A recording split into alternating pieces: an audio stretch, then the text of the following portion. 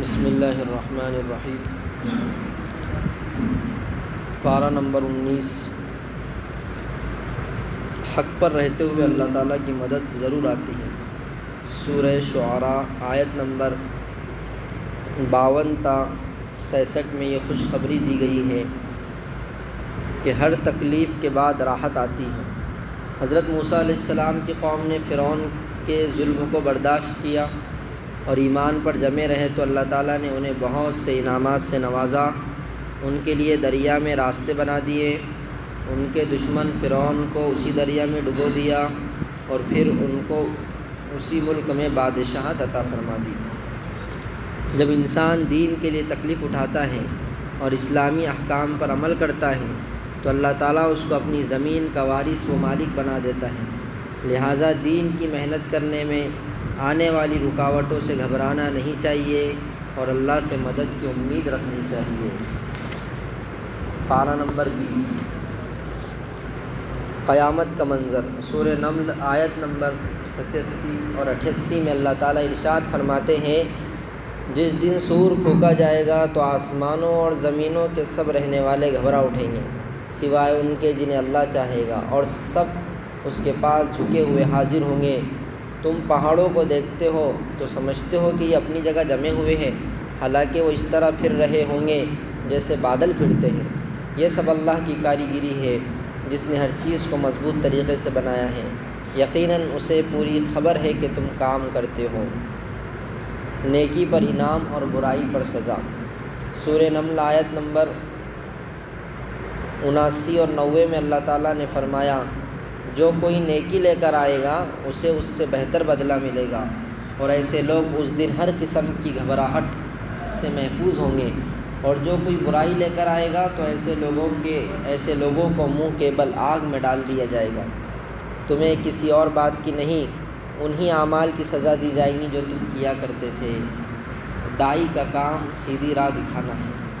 سورہ نمل آیت نمبر 91-92 میں اللہ تعالیٰ کا ارشاد ہے، اے پیغمبر ان سے کہہ دو کہ مجھے تو یہی حکم ملا ہے کہ میں اس شہر کے رب کی عبادت کروں جس نے اس شہر کو حرمت بخشی ہے اور ہر چیز کا مالک وہی ہے، اور مجھے یہ حکم ملا ہے کہ میں فرما برداروں میں شامل رہوں اور یہ کہ میں قرآن کی تلاوت کروں۔ اب جو شخص ہدایت کے راستے پر آئے وہ اپنے ہی فائدے کے لیے راستے پر آئے گا، اور جو گمراہی اختیار کرے تو یہ کہہ دینا کہ میں تو بس ان لوگوں میں سے ہوں جو خبردار کرتے ہیں۔ دنیا کی زیب و زینت بہت معمولی چیز ہے۔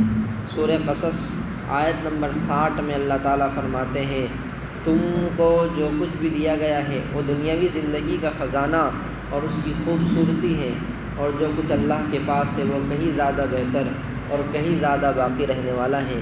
کیا پھر بھی تم عقل سے کام نہیں لیتے؟ توبہ کر کے ایمان لانے اور اچھے کام کرنے والے ضرور کامیاب ہوں گے۔ سورہ قصص آیت نمبر 66 میں اللہ تعالیٰ فرماتے ہیں، یقیناً جن لوگوں نے توبہ کر لی اور ایمان لے آئے اور نیک عمل کیے تو پوری امید ہے کہ وہ ان لوگوں میں شامل ہوں گے جنہیں کامیابی حاصل ہوگی۔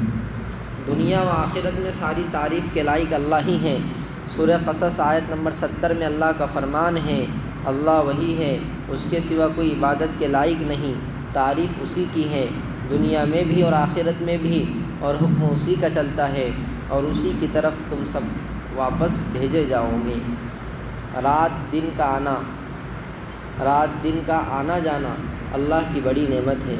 سورہ قصص آیت نمبر 71 تا 73 میں اللہ تبارک و تعالیٰ فرماتے ہیں، اے پیغمبر ان سے کہو ذرا یہ تو بتلاؤ کہ اگر اللہ تم پر رات کو ہمیشہ کے لیے قیامت کے دن تک باقی رکھے تو اللہ کے سوا کون معبود ایسا ہے جو تمہارے پاس روشنی لے کر آئے؟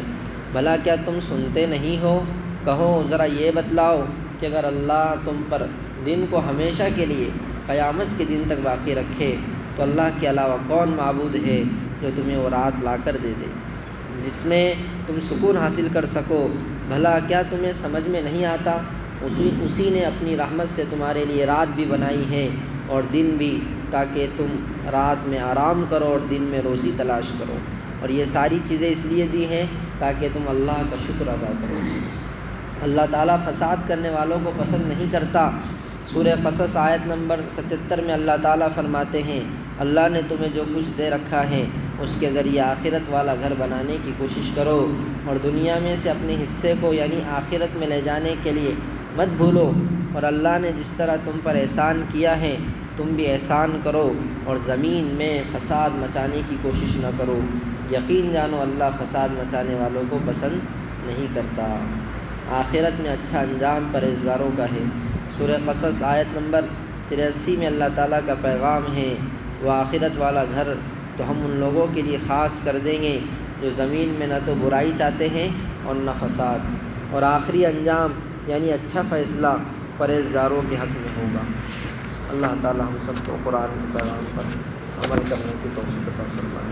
سبحان اللہ وبحمدہ، سبحانک اللہم وبحمدک، اشہد ان لا الہ الا انت، نستغفرک ونتوب الیک۔ سبحان ربک رب العزۃ عما یصفون، سلام علی المرسلین، والحمد للہ رب العالمین۔ شامل عبادت